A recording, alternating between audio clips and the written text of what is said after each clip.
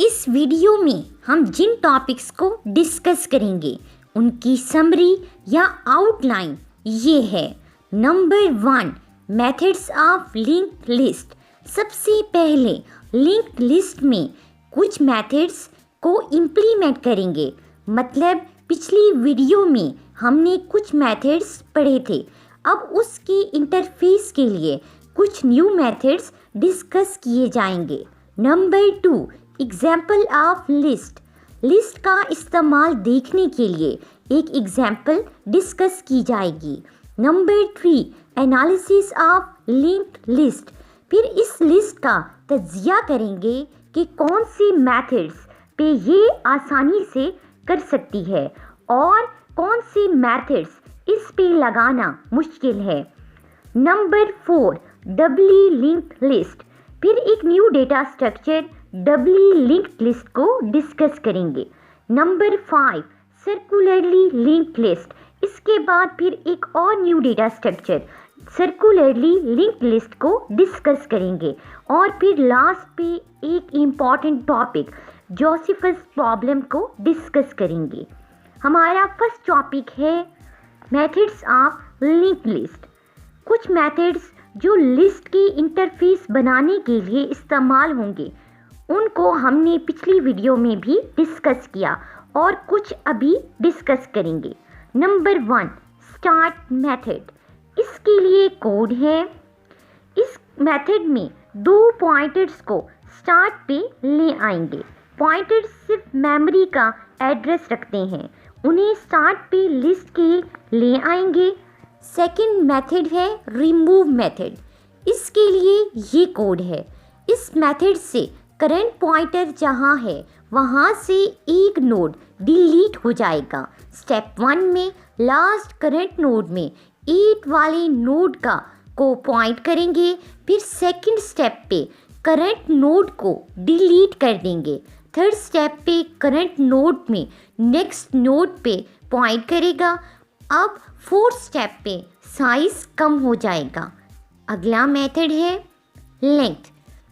ये बस simply list का साइज बताएगी। इसमें प्राइवेट वेरिएबल भी है।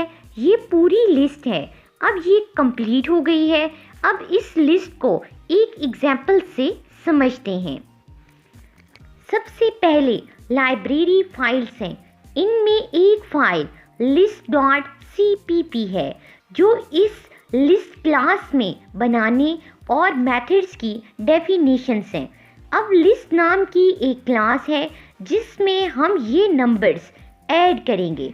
फिर स्टार्ट मेथड है जो पॉइंटर को लिस्ट के स्टार्ट पे ले आएगा।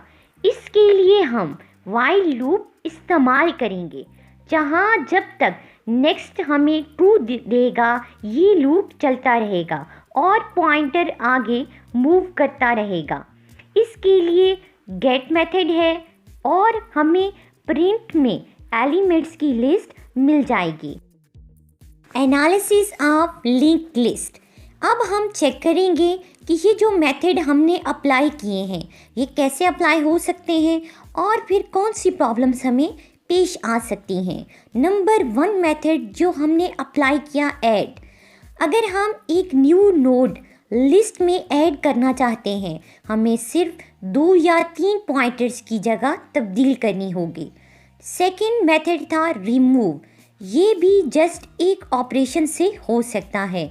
जहाँ पे करंट पॉइंटर है वहाँ पे नोड डिलीट हो जाएगा। Third, find. फाइंड में सबसे बुरा तब होता है जब हमें एक एलिमेंट को ढूंढने के लिए पूरी लिस्ट को चेक करना पड़ता है। इसके लिए लूप इस्तेमाल करेंगे। जब हमें वो एलिमेंट मिल जाएगा तो वहाँ ही रिटर्न पे ट्रू आ जाएगा और करंट पॉइंटर वहाँ आ जाएगा। लेकिन अगर पूरी लिस्ट में एलिमेंट ना हुआ तो लास्ट पे रिटर्न फॉल्स होगा जो बहुत टाइम वेस्ट करेगा। ये सेम एरे की तरह है। जैसे एरे में ये प्रॉब्लम आती है सेम यही प्रॉब्लम लिंक्ड लिस्ट में भी आती है। फोर्थ स्टेप है बैक मेथड। इस मेथड में हम करंट पॉइंटर को एक पोजीशन पीछे कर देते हैं। अब अगर हम करंट नोड को लास्ट करंट नोड पे लाना चाहते हैं तो एक पॉइंट उसे पीछे नहीं कर सकते, क्योंकि ये सिंगली लिंक लिस्ट है जिसमें सिर्फ एक डायरेक्शन है कि हम स्टार्ट से एंड तक जा सकते हैं। अब हमें स्टार्ट से लास्ट करंट नोड तक जाना पड़ेगा, जिसमें बहुत टाइम वेस्ट होगा। इसके लिए एक न्यू डेटा स्ट्रक्चर है, डबली लिंक लिस्ट। डबली लिंक लिस्ट में एक नोड के 3 पार्ट्स होते हैं। पहला प्रीव, जो प्रीवियस नोड का एड्रेस रखेगा, और फिर एलिमेंट है जो लिस्ट का ऑब्जेक्ट है, और फिर नेक्स्ट जो अगले नोड का एड्रेस स्टोर करेगा। इस लिस्ट को बनाने का कोड ये है। ज़्यादातर मेथड्स वही सिंगली लिंक लिस्ट वाले हैं।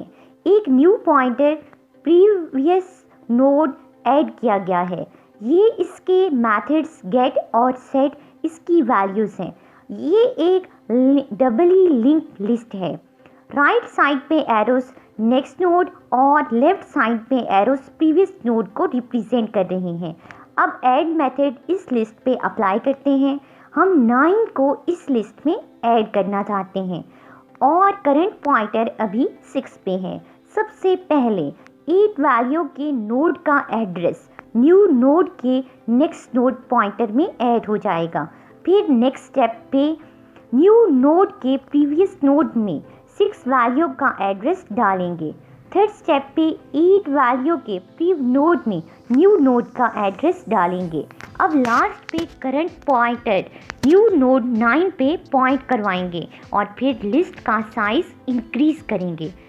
अब डबली लिंक लिस्ट में 2 नल पॉइंटर हैं, एक पहले नोड का प्रीवियस नोड और आखिरी नोड का नेक्स्ट नोड। अब इनसे बचने के लिए एक न्यू लिस्ट है, सर्कुलरली लिंक लिस्ट।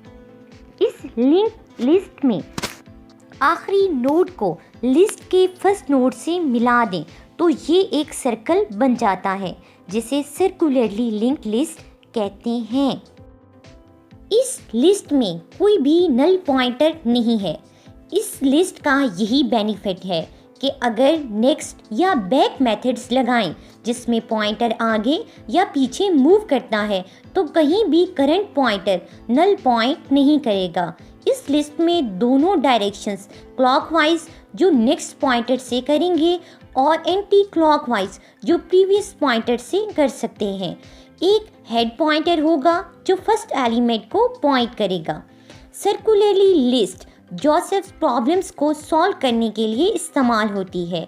मिसाल के तौर पर एक प्रॉब्लम है जिसमें 10 लोग हैं और वो एक लीडर चूज़ करना चाहते हैं। वो एक सर्कल में बैठ जाते हैं और 1 से 3 तक काउंट करते हैं और इससे नेक्स्ट जो 4th नंबर है उसे निकाल देते हैं। इस अमल को वो फिर दोहराते हैं। 5 to 7 पे जाकर 8 को निकाल देते हैं और लास्ट पे उनके पास 5 रह जाता है। अब ऐसी प्रॉब्लम्स जिनमें इस तरह की कंडीशंस हों वहाँ सर्कुलरली लिस्ट इस्तेमाल होती है और ऐसे प्रॉब्लम्स जोसेफ्स प्रॉब्लम कहलाते हैं।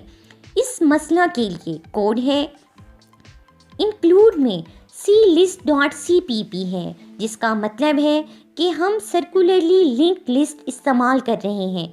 यहाँ 2 वैल्यूज़ असाइन की गई हैं, n जो टोटल पीपल की वैल्यू है मतलब 10 और m जो काउंटिंग है मतलब 3। अब फॉर लूप लगाया गया है जिसमें i को वैल्यू 1 दी गई है और साइज़ के इक्वल लूप चलेगा। और फिर ऐड मेथड है जहाँ लिस्ट में एक नंबर ऐड किए जाएंगे। फिर स्टार्ट मेथड है जिसमें पॉइंटर पहले नोड पर आ जाएगा। इसके लिए व्हाइल लूप इस्तेमाल करेंगे जिसमें लेंथ ग्रेटर देन 1 का मतलब है कि अगर सिर्फ एक नोड है तो वहाँ पे पॉइंटर को ले जाओ। फिर फॉर लूप है जिससे हम i less than and equal to m करेंगे और फिर पॉइंटर नेक्स्ट मेथड से आगे जाएगा और जो अगली वैल्यू है उसको रिमूव मेथड अप्लाई करेंगे और उस एलिमेंट को रिमूव कर देगा। इसी तरह लूप चलता रहेगा और आखिर पे 5 रह जाएगा जो लीडर होगा।